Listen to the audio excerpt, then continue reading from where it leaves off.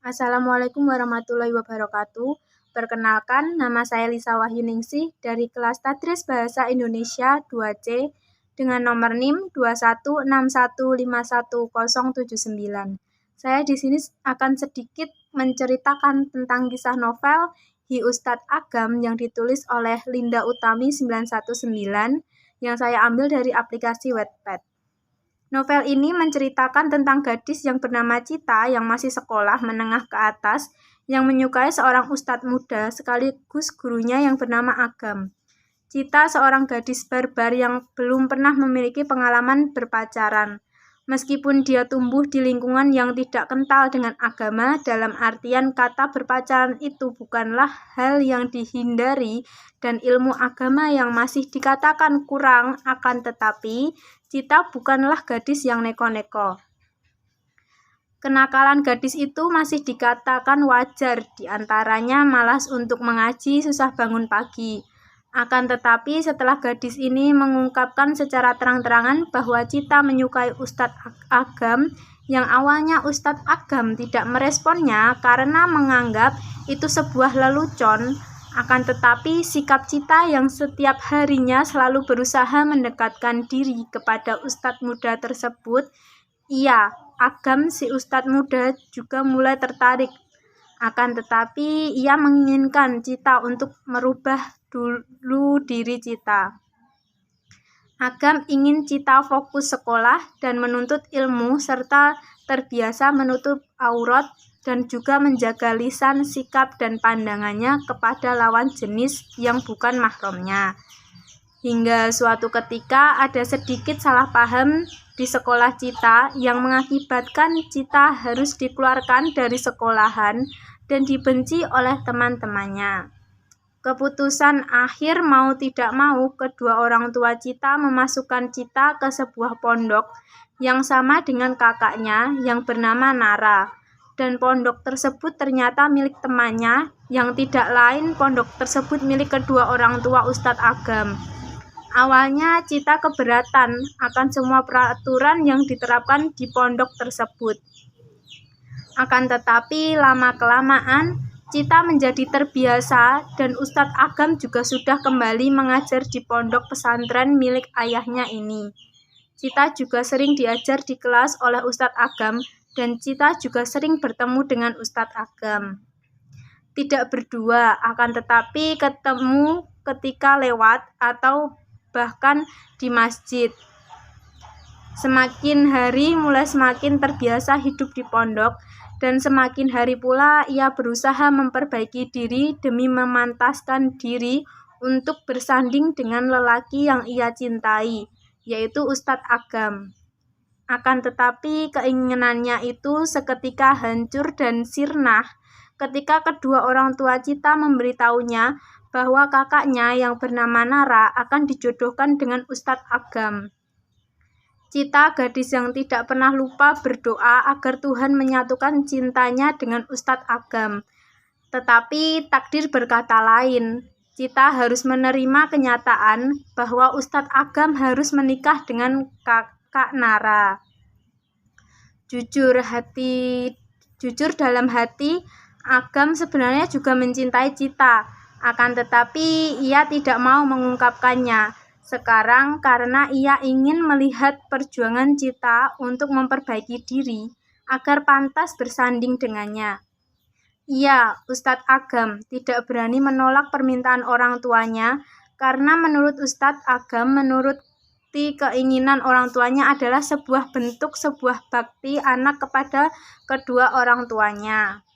Cita, gadis itu sangat terpukul, menangis dan ia menjadi sangat membenci Kak Nara karena ia menganggap Kak Nara merebut Ustadz Agam.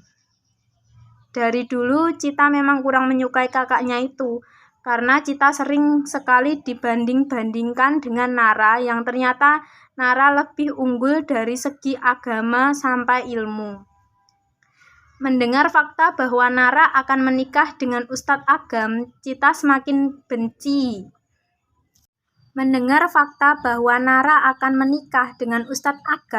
Cita semakin benci dengan Nara.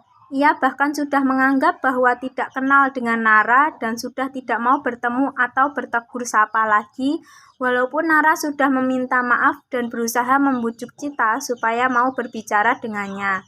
Tepat beberapa menit sebelum Ustadz Agam mengucapkan ijab kabul, Cita jatuh pingsan dan dibawa ke kamar pondok. Setelah sadar, ia mengetahui satu fakta yang lagi membuatnya semakin sakit dan benci kepada Nara. Nara dan Ustadz Agam sudah resmi menjadi sepasang suami istri, dan mulai saat itu Cita tidak mau tahu atau mendengar apapun yang bersangkutan dengan Nara dan Ustadz Agam. Cita sekarang menjadi gadis yang pendiam dan dingin, bicara seperlunya dan fokusnya saat ini ia ingin segera lulus dari pondok. Waktu yang ditunggu pun tiba. Cita dinyatakan lulus dari pondok dan ia ingin melanjutkan kuliah di luar negeri. Akan tetapi sebelum itu terjadi, Cita sempat dilamar 2 orang laki-laki. Ia adik dari Ustadz Agam. Cita sama sekali tidak ada hati untuk dari salah satu adik orang yang pernah ia cintai. Cita menolak secara halus kedua lamaran tersebut dengan beralasan ia ingin menuntut ilmu di negeri orang. Pada saat keberangkatan Cita menuju bandara, ia hanya diantar oleh sopirnya, sopir pribadinya. Di tengah perjalanan, mobil yang Cita tumpangi dilanda kemacetan karena lalu lintas yang padat. Cita memutuskan untuk turun dan mencari kendaraan untuk menuju ke bandara karena takut tertinggal pesawat. Karena saking terburu-burunya, ia tidak sadar bahwa HP-nya tertinggal di dalam mobil, yang kebetulan mobil tersebut mengalami kecelakaan dan tercebur ke dalam sungai. Keluarga Cita yang tahu itu langsung datang ke tempat kejadian. Ibu Cita sangat sedih karena mereka mengira Cita berada di mobil tersebut bersama sang sopir. Beberapa hari diadakan pencarian susur sungai untuk mencari keberadaan jasad Cita, akan tetapi yang ia temukan hanya jasad sang sopir dan juga buaya besar, dan satu jasad lagi yang ternyata itu jasad salah satu warga sekitar yang sempat hilang beberapa hari ini. Setelah 1 minggu lebih pencarian tidak menemukan hasil, mau tidak mau pencarian diberhentikan. Keluarga sangat sedih, terutama sang mama yang sampai pingsan. Sempat diadakan juga sholat jenazah gaib di pondok. Ustadz Agam juga merasa sedih. Tetapi kejadian yang sebenarnya yaitu Cita setelah mendapatkan kendaraan untuk menuju bandara dan meninggalkan sang sopir di kemacetan jalan, ia sampai di bandara dengan selamat. Akan tetapi, ia sudah tertinggal pesawat yang bertujuan ke Maroko. Cita duduk lemas di kursi bandara, lalu tiba-tiba ada seorang wanita yang menghampiri Cita. Ia bernama Lutfi. Mereka berdua sempat berkenalan dan sedikit berbincang.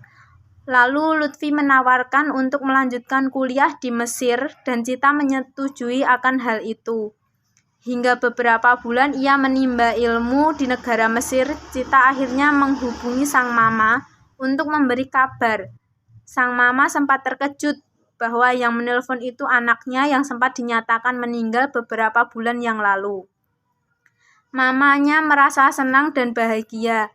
Sang mama juga sudah menceritakan kejadian yang menimpa sopir. Cita merasa terkejut. Akan tetapi Cita memiliki permintaan kepada sang mama untuk tidak mengatakan keadaan dan kebenarannya saat ini kepada semua orang, termasuk Nara dan Agam. Cukup mama dan papanya saja yang tahu. Sang mama sempat menolak, tetapi setelah mendengar bujuk rayu Cita, akhirnya sang mama menyetujui hal ini. Hampir setiap hari Mama dan Cita bertukar kabar, dan selama itu pula tidak ada yang tahu bahwa Cita masih hidup.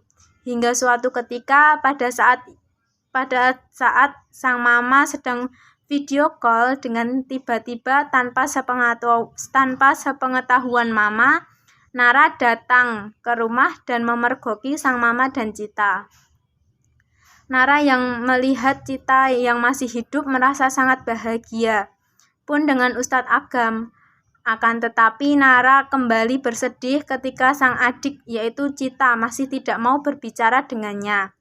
Cita masih belum rela kalau yang menikah dan bersanding dengan Ustadz Agam kakaknya, bukan Cita. Hingga suatu ketika Cita mendapat mimpi bahwa Nara sedang hamil dan akan segera melahirkan. Karena mimpi tersebut Cita tidak konfirmasi kepada mama dan kakaknya, Cita menjadi salah paham yang ia kira mimpi tersebut nyata adanya. Semenjak kejadian mimpi tersebut, Cita seolah-olah menghilang. Ia sudah tidak lagi menghubungi sang mama lagi, bahkan nomor Cita juga sudah tidak bisa dihubungi lagi oleh mamanya. Selama hidup dan menuntut ilmu di luar negeri, Cita sering sakit-sakitan. Lebih tepatnya sakit perut. Dan ketika diperiksa tidak ada satupun penyakit yang ada pada tubuh Cita. Cita juga sempat menerima sebuah kiriman surat dari Indonesia dari sang kakak, tapi ia enggan membuka dan membacanya karena ia mengira kakak Nara mengirim hasil USG kehamilannya. Hingga suatu ketika Nara sempat merasakan sakit perut yang luar biasa sampai rasanya ingin pingsan, dan itu terjadi selama beberapa jam. Setelah itu, di hari-hari selanjutnya, Cita sudah tidak merasa sakit lagi. Hingga beberapa tahun kemudian, tepatnya setelah acara wisudanya, Cita kembali pulang ke Indonesia, tepat pada saat Hari Raya Idul Fitri. Sesampainya di rumah, tidak ada orang, karena ternyata papanya sedang dinas keluar kota dan sang mama sedang ada acara arisan. Lalu Cita pergi ke kamar untuk beristirahat. Singkat cerita, pada suatu pagi yang cerah, Cita sedang ada acara di sebuah kampus di ibu kota. Ia berangkat sedikit terlambat karena bangun agak kesiangan. Dan pada saat sampai di sebuah gedung dan akan duduk di sebuah kursi yang ternyata acara tersebut sudah dimulai, ia sempat melihat seseorang yang sangat ia kenal dan sampai sekarang masih menjadi cinta pertamanya, yaitu Ustadz Agam. Cita deg-degan. Ia pura-pura tidak melihat, tapi Ustadz Agam sudah melihat keberadaan Cita. Setelah acara selesai, Cita buru-buru keluar ruangan untuk pulang. Karena Cita yang terlalu buru-buru dan tidak memperhatikan jalan, kaki Cita terpleset dan masuk ke lubang yang mengakibatkan kaki Cita berdarah. Cita kesakitan dan menangis. Kebetulan Ustadz Agam lewat dan melihat Cita yang terjatuh dan kesakitan. Ia langsung membantu Cita untuk mengeluarkan kakinya dari lubang dengan cara melepas baju Ustadz Agam yang masih menyisakan kaos putih tipis. Baju itu digunakan untuk melapisi tangan Ustadz Agam untuk memegang kaki Cita agar tidak bersentuhan secara langsung, agar tidak berdosa karena bukan muhrim. Setelah kaki Cita bisa dikeluarkan, Ustadz Agam mencari bantuan ibu-ibu untuk memapah Cita untuk dibawa ke taksi dan dibawa ke rumah sakit untuk diobati. Ustadz Agam mengikuti dari belakang. Setelah selesai diobati, Cita keluar dari ruangan dokter. Ia kaget karena Ustadz Agam masih di situ, menunggu Cita selesai diobati. Cita duduk di kursi dekat Ustadz Agam dengan jarak 2 kursi agar tidak menimbulkan fitnah. Di situ Ustadz Agam dan Cita bertanya beberapa hal, dan di situ Cita tahu ternyata selama Ustadz Agam dan Nara menikah, mereka tidak pernah memiliki keturunan. Cita merasa sedih karena sudah seuzon dengan Nara. Setelah selesai saling bertanya, Cita pulang dengan taksi lagi, dan diikuti Ustadz Agam lagi. Ustadz Agam ingin memastikan kalau Cita pulang dengan selamat. Dengan adanya perbincangan tersebut, Cita sekarang menjadi tahu bahwa almarhum Nara tidak pernah hamil dan rasa sakit yang sempat ia derita itu karena Nara sedang sakit, dan di hari terakhir saat Cita merasa kesakitan yang amat sakit sekali, di hari itu pula Nara, kakaknya Cita, menutup usia atau meninggal yang ia kira dulu sakit yang ia rasakan karena kehamilan Nara. Cita menyesal, bukannya Cita benci Nara, akan tetapi ia belum siap menerima kenyataan bahwa Nara lah yang menikah dengan Agam. Hari demi hari berlalu dengan tenang, mulai dari Cita yang berangkat ke kampus, tapi di tengah jalan ternyata ia sedang haid, yang mengakibatkan roknya berwarna merah karena terkena darah, dan Agam membantunya. Hingga suatu ketika Agam setelah sholat berjamaah di masjid, ia memberanikan diri untuk berbicara serius dengan Cita. Tidak berdua karena ditemani oleh Mary, sang sahabat sejak kecil, sahabat dari Cita. Agam mengutarakan niatnya untuk melamar Cita. Cita menjawab ia akan memikirkan terlebih dahulu apakah ia menerima atau tidak. Cita akan memberikan jawabannya di musola, tepat ia berbicara dengan Agam tadi setelah subuh dan Agam menyetujuinya. Waktu yang dibutuhkan Cita untuk berpikir pun tidak sebentar. Sampai 1 minggu kemudian Cita menemui Agam dan ia bilang kepada Agam untuk datang ke rumah. Agam mengabarkan hal itu kepada orang tuanya dan mereka sangat senang. Cita berkata apabila Agam benar-benar serius, jangan ditunda-tunda. Dan Agam pun menyetujuinya. Setelah lamaran, selang beberapa hari, Cita dan Agam melangsungkan pernikahannya.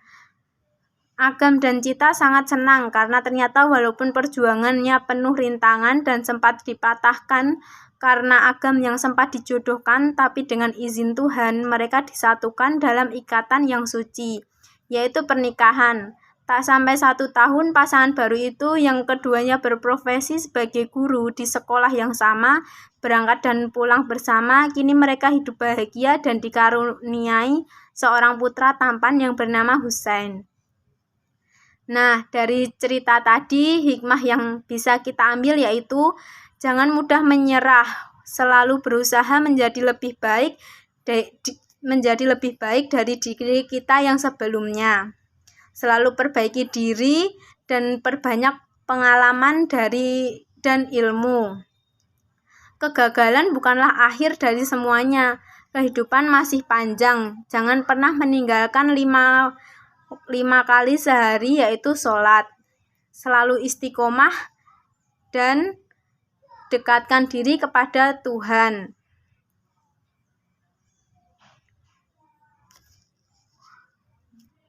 Karena Tuhan tahu apa yang kamu butuhkan, bukan apa yang kamu inginkan. Jodoh, maut, rezeki, semua sudah diatur oleh Tuhan. Tinggal kita sebagai manusia, seberapa kuat kita berusaha dan berdoa meminta yang terbaik kepada Tuhan, sama seperti halnya Cita yang berawal dari gadis barbar hingga ia mau hijrah dan memperbaiki diri, lalu kisah cinta dan kehidupannya yang diuji. Namun pada akhirnya Tuhan sudah menuliskan takdir Cita dan atas izin Tuhan, Cita bisa bersatu dan menikah bersama lelaki yang sangat ia cintai. Dan atas izin Tuhan juga, kini Cita bisa hidup bahagia bersama keluarga kecilnya. Apapun yang terjadi, selalu libatkan Tuhan dan jangan lupakan sepertiga malam. Serahkan semuanya kepada Tuhan. Kita sebagai makhluk hidup ciptaan Tuhan hanya bisa berserah diri kepada Tuhan dan berusaha semaksimal mungkin. Sekian dari saya, semoga bermanfaat bagi kita semua. Saya Lisa Wahyuningsih. Apabila ada salah kata atau ada kata yang menyinggung yang tanpa sengaja saya ucapkan, saya mohon maaf sebesar-besarnya. Akhirus salam, wassalamualaikum warahmatullahi wabarakatuh.